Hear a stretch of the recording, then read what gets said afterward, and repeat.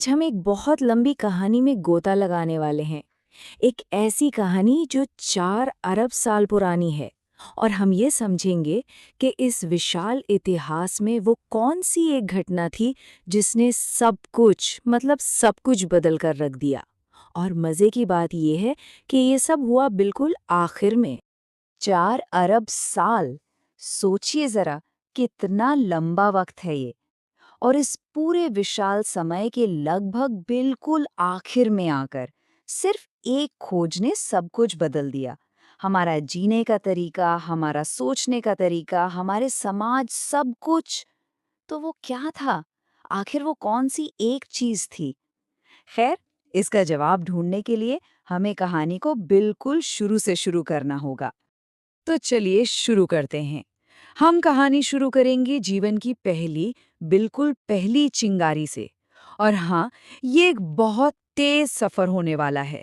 अरबों साल का सफर कुछ ही मिनटों में, ताकि हम उस खास मोड़ पर पहुंच सकें जिसने सब कुछ बदल दिया। अब जरा इन नंबरों पर गौर कीजिए। जीवन की पहली झलक मिलती है करीब 4.1 अरब साल पहले। ठीक है। लेकिन फिर सेक्सुअल रिप्रोडक्शन यानी यौन प्रजनन को आने में लगभग 3 अरब साल लग गए। 3 अरब साल। इससे पता चलता है कि विकास की रफ्तार कितनी कितनी धीमी थी। और फिर आते हैं पहले कॉर्डेट्स, करीब 53 करोड़ साल पहले। ये वो पहले जीव थे जिनमें एक तरह से रीढ़ की हड्डी का बिल्कुल शुरुआती ढांचा था, जो बाद में मछलियों, सरीसृपों और हाँ, हम इंसानों की भी बुनियाद बना। और फिर कहानी में रफ्तार आती है। देखिए, 50 करोड़ साल पहले आते हैं पहले वर्टेब्रेट्स, यानी असली रीढ़ की हड्डी वाले जीव। इसके सिर्फ 10 करोड़ साल बाद ही टेट्रापॉड्स आ गए। ये वो पहले जीव थे जिनके 4 पैर थे। पानी से बाहर निकलने की दिशा में ये एक बहुत बड़ा कदम था। और फिर आए एमनियोट्स, जिन्होंने पानी पर अपनी निर्भरता लगभग खत्म ही कर दी और जमीन को पूरी तरह से अपना घर बना लिया। चलिए, अब इस कहानी को थोड़ा और फोकस करते हैं।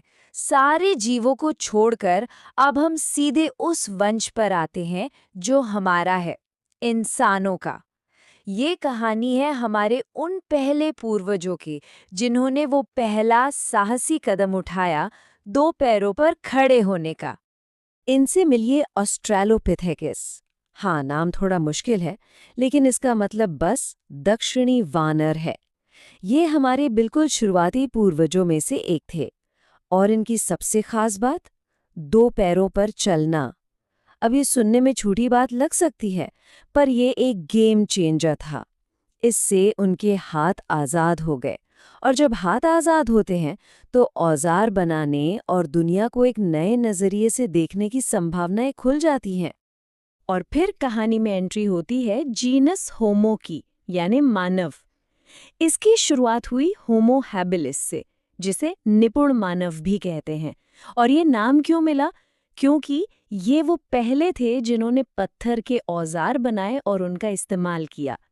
ये सिर्फ एक टूल बनाने की बात नहीं थी, ये सोचने के एक नए तरीके की शुरुआत थी, समस्याओं को सुलझाने की एक नई समझ की शुरुआत। यहाँ पर ये फर्क बिल्कुल साफ दिखता है। ऑस्ट्रेलोपिथेकस के मुकाबले होमो हैबिलिस का दिमाग लगभग 2 गुना बड़ा था। और ये सिर्फ साइज की बात नहीं है।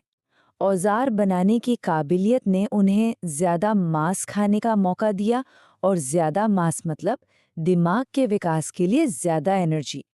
तो 2 पैरों पर चलने से लेकर औजार बनाने तक का ये सफर हमें सीधे उस क्रांति की दहलीज पर ले आता है जिसकी बात हम करने वाले हैं।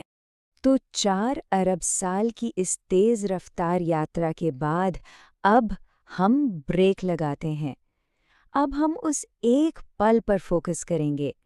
भूवैज्ञानिक समय के हिसाब से तो ये पलक झपकने जैसा था, लेकिन इसने इसने इंसानियत के भविष्य को हमेशा हमेशा के लिए बदल दिया। इसका नाम है नवपाषाण क्रांति या द नियोलिथिक रेवोल्यूशन। और ये सिर्फ खेतीबाड़ी सीखने से कहीं ज्यादा था। ये इंसान के जीने के पूरे तरीके में एक बुनियादी बदलाव था। सोचिए, हजारों लाखों साल से इंसान छोटे छोटे गुटों में घूम रहे थे, शिकार कर रहे थे, चीजें इकट्ठे कर रहे थे। और अब पहली बार वो एक जगह बस सकते थे, अपना खाना खुद उगा सकते थे, भविष्य के लिए प्लानिंग कर सकते थे। ये एक बहुत बहुत बड़ा बदलाव था। लेकिन ये सब एक दिन में नहीं हुआ। ये एक बहुत लंबी, धीमी प्रक्रिया थी। पहले तो शायद लोगों ने अनजाने में ही सबसे अच्छे जंगली पौधों को चुनना शुरू किया। फिर धीरे-धीरे उन्हें जानबूझकर उगाना शुरू किया। फिर सदियों बाद उन्होंने बेहतर स्वाद या बड़ी फसल के लिए पौधों की ब्रीडिंग करना सीखा। और आज तो हम सीधे जीन्स में बदलाव कर सकते हैं। तो ये दिखाता है कि कृषि कोई एक आविष्कार नहीं था, बल्कि एक तकनीक थी जो धीरे-धीरे विकसित हुई। तो सवाल ये उठता है कि आखिर इंसानों ने ऐसा किया ही क्यों?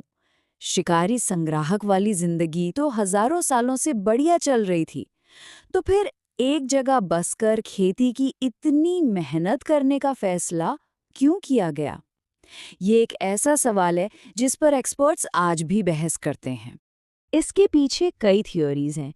एक थ्योरी कहती है कि शायद बड़े जानवरों का शिकार इतना ज्यादा हो गया कि उनकी संख्या कम हो गई और लोगों को खाने का कोई और भरोसेमंद जरिया ढूंढना पड़ा। दूसरी थ्योरी इशारा करती है जलवायु परिवर्तन की तरफ। आइस एज खत्म होने के बाद माहौल बदला और नए पौधे उगने लगे जो खेती के लिए एकदम सही थे। और एक तीसरी बड़ी दिलचस्प थ्योरी ये है कि हो सकता है कुछ पौधे खुद ही ऐसे विकसित हो गए कि उन्हें पालतू बनाना आसान हो गया। मतलब जैसे प्रकृति ने आधा काम खुद ही कर दिया हो। स्मिथ की ये परिकल्पना इसी पहली थियरी को मजबूती देती है। ये कृषि को एक संकट से निपटने के तरीके के तौर पर देखती है। मतलब जब शिकार से खाना मिलना मुश्किल हो गया, तो हमारे पूर्वजों ने जिंदा रहने के लिए एक नया रास्ता निकाला। ये एक तरह से जरूरत में किया गया आविष्कार था। लेकिन जैसा कि अक्सर होता है, इस नए आविष्कार की एक कीमत भी थी। खेती ने हमें बहुत कुछ दिया, ये सच है, पर इसने हमसे कुछ छीना भी। ये तरक्की एक दो-धारी तलवार की तरह थी और इसके असर आज भी हमारी दुनिया में मौजूद हैं। जरा इस टेबल को देखिए। ये बदलाव कितना बड़ा था, ये बिल्कुल साफ हो जाता है। शिकारी संग्राहक समाज कैसा था? घुमंतू और ज्यादातर बराबरी वाला। और कृषि समाज एक जगह पर टिका हुआ और ऊंच नीच वाला। खेती ने धन और सरप्लस यानी अतिरिक्त अनाज तो पैदा किया, लेकिन साथ ही इसने सामाजिक भेदभाव और असमानता को भी जन्म दिया। पहली बार ऐसा हुआ कि कुछ लोगों के पास दूसरों से ज्यादा जमीन, ज्यादा अनाज और इसलिए ज्यादा ताकत आ गई। समाज में क्लास का जन्म यहीं से हुआ। काम करने का तरीका भी बदल गया।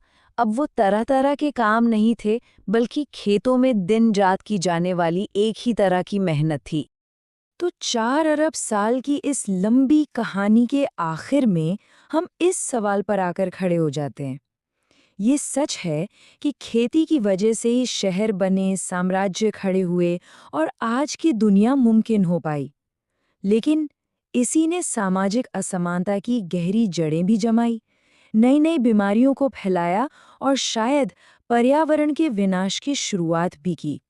तो सवाल ये है कि क्या कृषि हमारी सबसे बड़ी जीत थी या हमारी सबसे बड़ी गलती? इस सवाल का कोई आसान जवाब नहीं है और शायद इसी सवाल पर सोचना इस पूरी कहानी का सबसे जरूरी हिस्सा है।